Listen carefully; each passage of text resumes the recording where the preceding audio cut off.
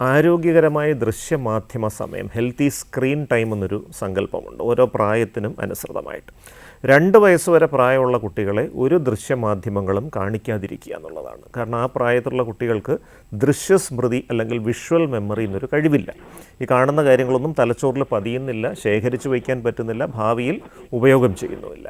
2 വയസ്സ് കഴിഞ്ഞ കുട്ടികൾക്ക് പതുക്കെ ഈ ദൃശ്യമാധ്യമങ്ങളൊന്ന് പരിചയപ്പെടുത്തി തുടങ്ങാം. 2 തൊട്ട് 3 വയസ്സ് വരെയുള്ള കുട്ടികൾക്ക് അരമണിക്കൂറാണ് ഒരു ദിവസം പരമാവധി ദൃശ്യമാധ്യമ സമയം.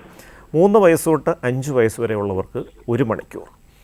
6 വയസ്സ് തൊട്ട് 18 വയസ്സ് വരെ, ഇതാണ് ഏറ്റവും ക്രൂഷ്യലായ സമയം.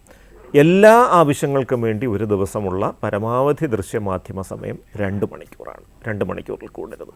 ഈ 2 മണിക്കൂറിൽ തന്നെ ഓൺലൈൻ ഗെയിമുകൾ, കാർട്ടൂണുകൾ പോലെയുള്ള ചടുലമായ ദൃശ്യങ്ങൾ വരുന്ന സംഗതികൾ 1 മണിക്കൂറായിട്ട് നിജപ്പെടുത്താൻ ശ്രദ്ധിക്കണം.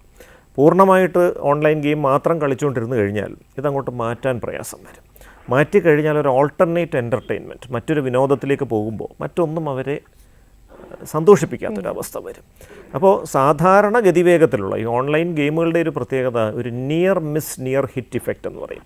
അവസാന നിമിഷം വരെ നമ്മളെ ത്രസിപ്പിച്ചിട്ടാണ് ആ കളിയുടെ ഒരു റിസൾട്ട് വരുന്നത്, ജയമാണെങ്കിലും തോൽവിയാണെങ്കിലും.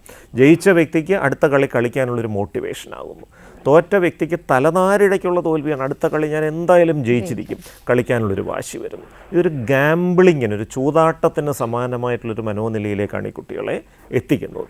അതുകൊണ്ട് തന്നെ ഇതൊരു ദിവസം 1 മണിക്കൂറായിട്ട് നിൽക്കുന്നതാണ് നല്ലത്. ബാക്കിയുള്ള 1 മണിക്കൂർ സാധാരണ വേഗത്തിലുള്ള ദൃശ്യങ്ങൾ, പാട്ടുകളോ സിനിമകളോ മറ്റെന്തെങ്കിലും കാര്യങ്ങൾ കാണാനായിട്ട് അവരെ പ്രേരിപ്പിക്കാം.